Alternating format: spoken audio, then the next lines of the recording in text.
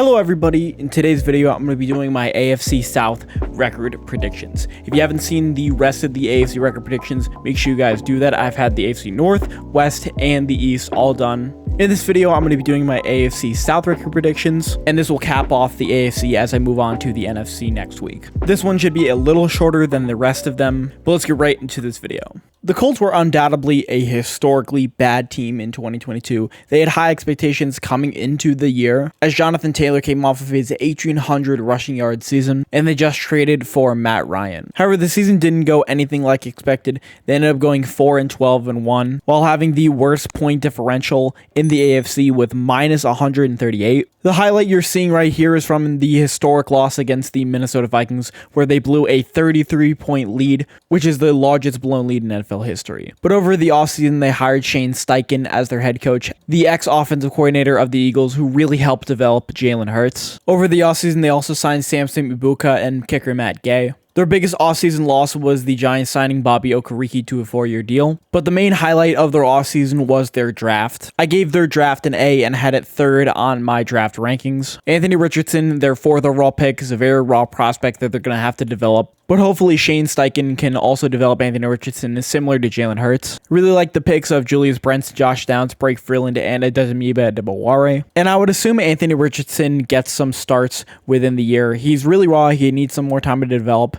And Gardner Minshew will start, I think, the first half of the season, Anthony Richardson the second half. They've got some young studs like Jonathan Taylor, Michael Pierce. Their offensive line on paper would look like a top unit in the league. However, they were one of the bottom units in the league. They have Pro Bowlers like Ryan Kelly, Quentin Nelson. However, their line was a complete mess last year. A lot of injuries and down years, a lot of miscommunication, and they really weren't effective down to down. But their defensive unit is really looking for a rebuild. They've got some good guys like DeForest Buckner and Shaquille Leonard, and Kenny Moore, who was a very random Pro Bowler in 2021. They have a lot of young guys that need to get developed, and they have a lot of rookies that will be starters. And they allowed a lot of points last year, so don't expect too much from the defense either. Unfortunately, the Colts are a team with very limited expectations. They went 4-12-1 last year. I have them going 4-13. Anthony Richardson is not ready off the bat. He'll likely start in the back half of the season. With a rookie head coach and a rookie quarterback, this team is going to need multiple years to develop. Even though their strength of schedule is technically one of the weakest in the league, they're running it back with essentially the same roster, and that roster won 4 games, so I think they're also once again going to win 4 games. And don't expect Anthony Richardson to be good right off the bat. Shout out to Lovie Smith and Davis Mills throwing the #1 overall pick for the Houston Texans last year. They won a meaningless game against the Indianapolis Colts in Week 18, beating them 32-31, and settling for the #2 pick in the 2023 NFL Draft. After firing Lovie Smith, they hired Texans legend DeMeco Ryan as their new head coach. DeMeco Ryan was a Pro Bowler with Houston Texans at linebacker and was the defensive coordinator of the 49ers, who had the #1 defense in the NFL. They also had some quality signings, such as signing Jimmy Ward, Robert Woods, Sheldon Rankins, and Dalton Schultz to 1-year and 2-year deals. After using the #2 overall pick on CJ Stroud of Ohio State, they traded up to the 3rd overall pick to select Will Anderson Jr. In 2023, they had 2 first-round picks, one from the Browns from the Deshaun Watson trade, and then one with their own. They used Cleveland's first-round pick, which was 13, and their 2024 first-round draft pick to select Will Anderson at 3. And they also had quality draft picks like Nathaniel Dell, Henry Tuiyotu, Dylan Horton, and Xavier Hutchinson. I immediately gave them an A and had them 5th on my rankings. When you're able to get my #2 player in the draft at Will Anderson and one of the top quarterbacks in CJ Stroud, you're automatically going to have a great draft and a great start to your rebuild. All of their offseason moves made sense in order to build for the future and really start the rebuild, especially within their draft selections, trying to select a franchise edge rusher in Will Anderson, your franchise quarterback in CJ Stroud. Last year, Dameon Pierce already proved he could be a 3-down running back, and DeMeco Ryan, who you hired in the offseason, was probably the best coaching candidate in my opinion, leading the #1 defense in the NFL with the 49ers. And DeMeco Ryan is trying to bring over that 49ers system as well. He signed Jimmy Ward of the offseason, drafted the #1 edge rusher in the draft. He's going to install the 4-3 defensive system they run not only in San Francisco, but also for the New York Jets. And look at how the New York Jets performed. They were a top 5 defense, and Robert Saleh is from the 49ers system as well, being the defensive coordinator back in 2020 and 2021. But first of all, looking at their offensive depth chart, CJ Stroud will be the day 1 starter in my opinion. The wide receiver room at Houston will be way worse than it was at Ohio State. Stroud had the luxury of having multiple first-round pick wide receivers and future first-round wide receivers. His likely #1 target will be Robert Woods and Tank Dell. John Mechie is coming back from cancer. Dalton Schultz will be a nice safety net, But the Houston Texans do have a nice offensive line with Tunsil, Green, rookie Scruggs, Shaq Mason, and Tyus Howard. The defense should look a lot better, not only with DeMeco Ryan as their head coach, but also with drafting Will Anderson. I think that he has a good chance to become the Defensive Player of the Year. You've also got some really good young guys with potential, such as Jalen Petrie, Derek Stingley Jr. Christian Harris will now become the will linebacker, and Henry To'oTo'o I think will also become a starter. The Texans are getting blessed with a weaker strength of schedule. The 30th hardest in the league according to the preseason. But I think the Houston Texans are at minimum 1 or 2 years away from competing within the AFC South. This will be their first true year of the rebuild, and I see them building just like the Jets did. In the Jets' first league under Robert Saleh, they went 4-13 with Zach Wilson, and I think it's a similar story with the Texans with them going 5-12. I think there will be some obvious up and downs within their season, but I think overall the Texans will have a positive outlook on the season as they start their rebuild. Even though it looked like the Tennessee Titans were well on their way to become the AFC South champions for the third year in a row, the Titans lost 7 straight games after starting off 7-3 and quickly fell out of the playoffs to finish second in the AFC South to the Jacksonville Jaguars. Injuries late in the year really hurt them, especially with quarterback Ryan Tannehill. Malik Willis was not ready for the NFL level, and Josh Downs did the best he could. But for 2023, I don't see much up for the Tennessee Titans. Last year, their flaws in the passing game and their flaws in the secondary were extremely highlighted. They also lost a lot of one-score crucial games such as the New York Giants, Cincinnati Bengals, the Jacksonville Jaguars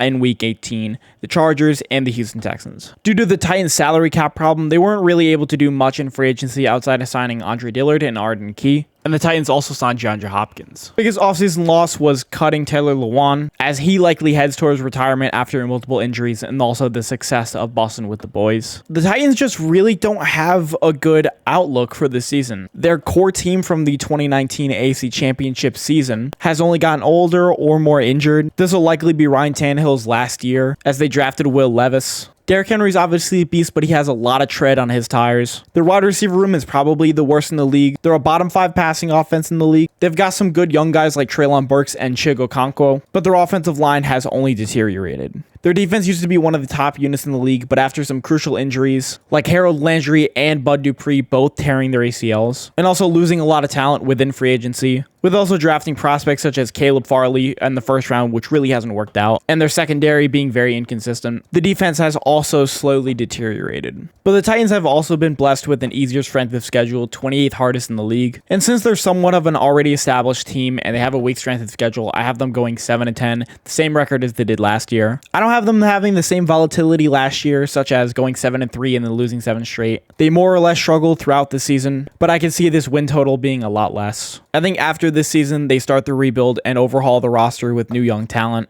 and offload the bad contracts which have really inhibited them throughout the last 3 seasons. And then moving on to undoubtedly the best team within the AFC South, it is the Jacksonville Jaguars. I think they once again take the crown of AFC South champs. But a big hot take I have for this season is I think that the Jaguars can become a top 5 offense within the league. The Jaguars didn't do much over the offseason outside of losing Jawan Taylor to the Kansas City Chiefs, where they signed him for 4 years, $80 million.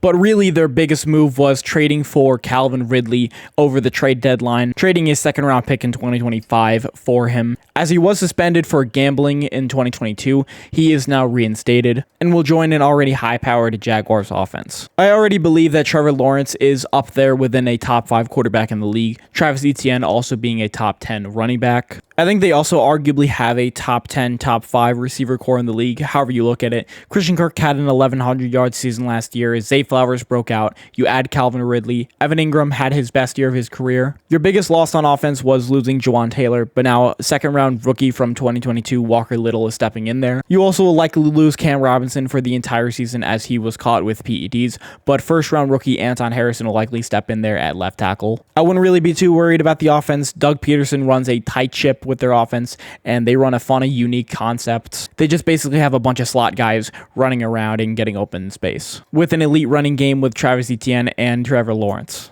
They have a solid defensive unit, but I wouldn't consider it top 15. Outside of Josh Allen, they don't really generate a lot of pressure. Their linebacking unit is okay. Foyesade Oluokun is a tackle machine, however, he's not the best against the run. First-round rookie Devin Lloyd was very up and down, and Chad Muma stepped in for him. Trayvon Walker, who was the first overall pick in 2022, was decent. He has a good bull rush. He did well in the preseason, but he only had 3 sacks. and didn't generate a ton of pressure relative to his draft overall selection. But they do have a very underrated secondary with Tyson Campbell, Darius Williams, Andre Cisco, and Rashawn Jenkins. Overall, I see the Jaguars not really having much difficulty within their division. I have them sweeping, going 6-0. They do face tough opponents like the Chiefs, the 49ers, and the Bills, which I see them all losing to. However, I could expect the Jaguars to have a higher win total since their division is so easy, and I think they're going to sweep. That's 6 wins off the bat. And then whatever they win after that is just a bonus. And since, in my opinion, this is one of the most high-powered offenses in the league, expect them to have some dominant wins and some fire-powered games that should be really fun to watch. To recap, I have the Jacksonville Jaguars winning the division and being the 4th seed in the AFC. The Titans going 7-10, the Houston Texans going 5-12, and then the Colts going 4-13. I think the Jags are the real only team in this division to contend for the playoffs. The Colts and Texans are rebuilding, and the Titans really should start the rebuild after this year. The Jags should be the most interesting team to watch. They have a really good offense,